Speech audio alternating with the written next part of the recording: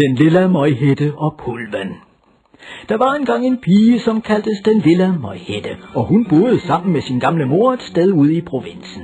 En dag sagde den gamle mor: I dag skal du tage afsted med en vognfuld blodpølser til din gamle oldemor på den anden side af skyggeskoven, og du skal trække din lille hætte godt ned over ørerne, så det ikke går hen og fryser af.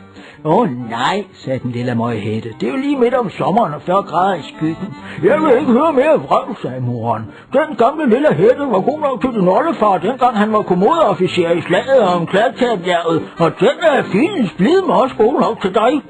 Utaknemmelig skarn.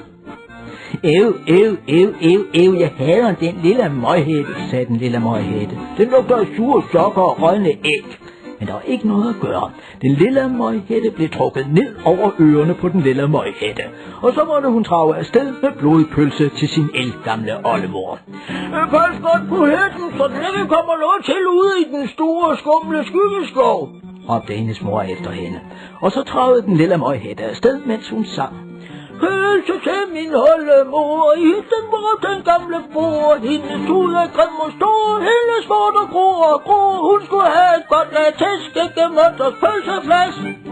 Da den lille møghætte nåede skyggeskoven, stod den lede lumske Pulve på lur, og den hørte, hvor den lille møghætte skulle hen, og Pulven høvlede i forvejen på sin knallert hen til oldemors hus.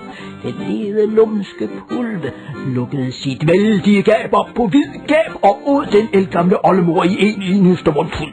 Og så tog Pulven oldemorens nathue og natkjole på og krøb op i hendes seng.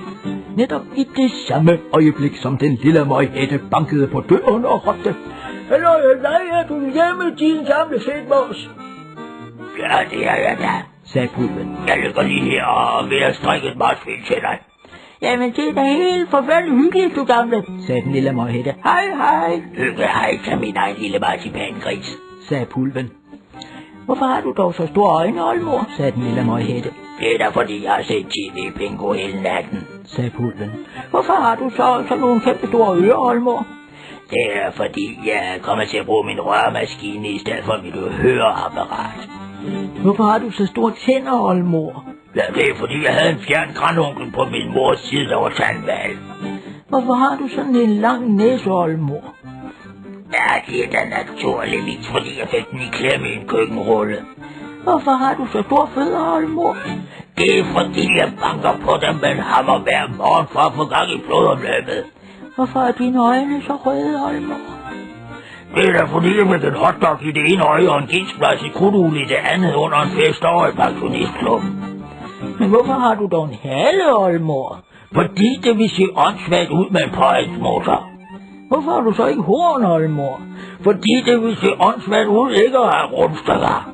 Hvordan laver man børn, oldemor? Man må sådan stork ned i et reagensglas og genspladsen med en tube dialmayonnaise. Hvad er meningen med livet, oldemor?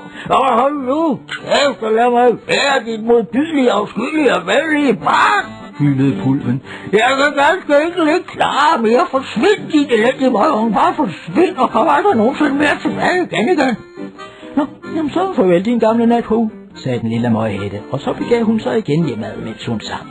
Hallo, fra skoven hjem vi går, med flaskepølse i armetud og hæfter på.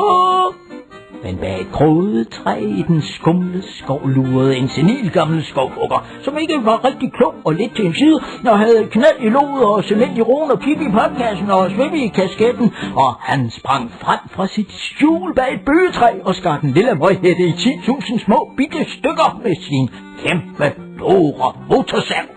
Og så giftede han sig med Pulven, og de levede lykkeligt til deres dages ende.